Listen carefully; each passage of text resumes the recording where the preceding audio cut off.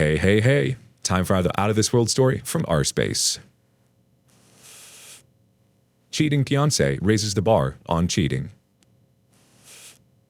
It recently came to the surface that my now wife cheated on me years ago. It happened while we were together on a weekend away with some of our closest friends, soon after getting engaged. The person who she cheated with was at the time someone I would have considered to be a friend. He was not as close to the group as all the other 8 or 9 people we were with at the time, but on the surface, I would have referred to him as a friend. Even more, he just happens to also be the brother of one of my wife's best friends, who was also there this weekend. We went away with some of her closest friends. All of us were in our late 20s. We did this together pretty regularly. We had spent the day and early evening drinking and hanging out. Then a couple hours after we barbecued some dinner, a friend and I noticed we needed to get more supplies. I was going to run to the store with my silver friend driving. Just before we were about to leave, I was made aware my fiancé had gone to the store with the guy in question, seemingly sneaking off when there was no reason for being secretive, unless... I was told he was supposedly sober and okay to drive to the store, and she wanted cigarettes. Not a smoker, but when drunk in those days, she would imbibe on occasion. I remember suddenly being hit with the most uneasy wave of anxiety when I heard this. Not just because of the circumstances. It was a deep intuitive gut feeling. I've never been particularly insecure, jealous, or controlling type of person. Though, I'm sure that changed on some level after this. I tried calling her to make sure they got ice on top of whatever else they were going to grab. No answer. Tried his phone. No answer. Other friends also tried calling them to tell them to grab bags of ice. No answer. By then it was clear I wasn't the only one seeing a potential issue here. Uncomfortability was evident on her friends and my friends' faces after several attempts to call each of them failed. Everyone sort of slinked away. I'd imagine in response to knowing and observing what was going through my mind. The realization that I was not the only one connecting the dots here was unbearable. Some dots circumstantial, and some just driven by institution, I think you meant intuition, and too substantial to ignore. I remember calling her phone 20 to 30 more times and pacing like an effing weirdo on the side of the house we were staying at. Went from having a truly great time with my best friends to living in a bad dream was nothing to go off of beyond ignored phone calls, intuition, and the looks on a couple of our friends' faces when their calls were ignored also. She was gone for over an hour. The store is under 10 minutes away. Again, this happened years ago. I was recently made painfully aware that she did in fact cheat that night, which she confirmed by saying as much, but playing dumb on the details and floundering on the justifications for why those details are too foggy to be disclosed. While that says a lot about her character, or lack of, it seems fair to say I likely only empowered her commitment to deception by taking it and not walking away that night.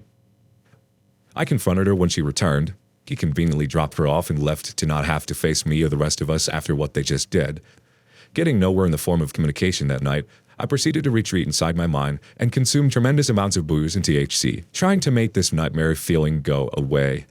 I will never forget waking up the next morning, her lying next to me and realizing that wasn't a bad dream. Also thinking, if my suspicions are right, this woman is the world's most sociopathic whore ever, doing what I think she did, and then sleeping in bed next to me the same night. I know even though I forced myself into denial, deep down I always knew some bad crap went down, but I turned it off in my mind. Probably as a weak-ass defense mechanism. We had such a long and deep relationship at that point. 8 years, 6 living together, recently engaged. She slept next to me in bed hours later. I couldn't begin to wrap my head around the concept that she may be capable of doing something so unfathomable that I chose to convince myself that the reason it seemed so insanely incomprehensible and effed up must be because it was all in my head. Over time, convincing myself, I remembered in exaggerated versions of events for whatever reason. But in the immediate weeks after this, I kept approaching her about it over and over. I was told I'm wrong, crazy for even suggesting it, to a point where I was told I am a psycho for making such accusations. That was the narrative from the moment it happened, when she returned for betraying me so brazenly, until days ago when it came to the surface. She even brought it up when we were hanging with her friend and his sister in the context of, "Can you believe he thinks I would actually do something like that? Come on!" Using someone, his sister, as a pawn to hide her behavior from me and convince me I'm crazy is something I will never forget. She hid it from her friend until I found out for certain. If I was this friend, she would be dead to me. After this, he avoided me like the plague, and I convinced myself it was because he heard of my suspicions and him being innocent. He didn't want to get involved. He made comments to friends that he was terrified of me. Should have seen that for what it was, huh? Wonder why? Scum. Worth nothing. This guy was arrogant and a well-known womanizing narcissist. Even bragged about screwing prostitutes and having a very expensive coke habit. While sharing this will certainly only make me look even more unfathomably moronic for not running as far from her as I could that night. Even though I was here for it, it seems fictional when I read it down. This dirtbag even bragged to all of the guys when we were busting his balls hours before that he is in fact such a legit whore, that it's likely he is littered with STDs and or HIV from all the unprotected sex he had. This is the kicker. We jokingly shared his comment with my fiancé and his sister that very day, so she was well aware of what he said, yet made a choice to cheat on me with him. The details of how far it went are unclear. I'm told by her and another person he shared the story with, there was no sex.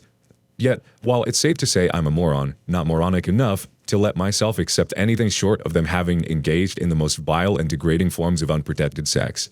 If she was capable of doing what she did, it would be insane to believe he wasn't capable of doing it all. This piece of human trash is one of those cliché D-bags that embodies the stereotype of an elitist misogynist who thinks his money makes him above all others around him. His financiers being slightly irrelevant in this context, as I did do well for myself. Since I have been forced to face this, I can't rationalize how someone who could do something like this to their fiancé just days after saying yes, 7 years of living together, and be capable of moving forward into a marriage and still look me in the eye all this time, keeping the secret, not to mention God knows how many other vile secrets. Can't think of any grounds for justifying the concept that she isn't, wasn't, or won't be capable of being unfaithful at any point past, present, or future. My denial allowed her to brush it under the rug, and she lost no sleep from that. Terrifies me. If a fiancé can cheat while spending a weekend away with close friends, and do so in such a careless and reckless way that everyone there is uncomfortably forced to observe these red flags, don't know how to process this crap. I'm seeing now all the things I thought were a very strong-willed person were instead just the traits of someone who does whatever they want, whenever they want, with no concern for the impact on others. Especially when we were in our 20s, when drinking was involved. Anytime she did something I didn't think was okay or even suspected something, not talking, just cheating related, she just denied it. And when denying wasn't working due to witnesses and collateral damage, just call me crazy, bury the memory until in some cases she may have even convinced herself she didn't do any wrong. I have struggled with depression and battled with the impact of gaslighting for some time. Don't believe in the concept of being a victim. I believe in cause and effect. I didn't cause her to do this. That's all nature versus nurture. I also don't believe in focusing energy on things we can't control as individuals. Yet I do have some ways to control whether I allow myself to be exposed to a living nightmare like this again. Time for some words of encouragement from the community. First up, a simple question from Quote and Booby. Why did you marry her? Please, RFNZ says, literally, you would have had all those people at your wedding, all knowing full well that the woman you were marrying had been railed on that trip.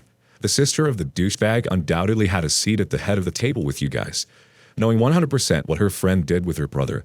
The brother not wanting to face you at all is a telling sign here. He knows what he did and had post-nut clarity.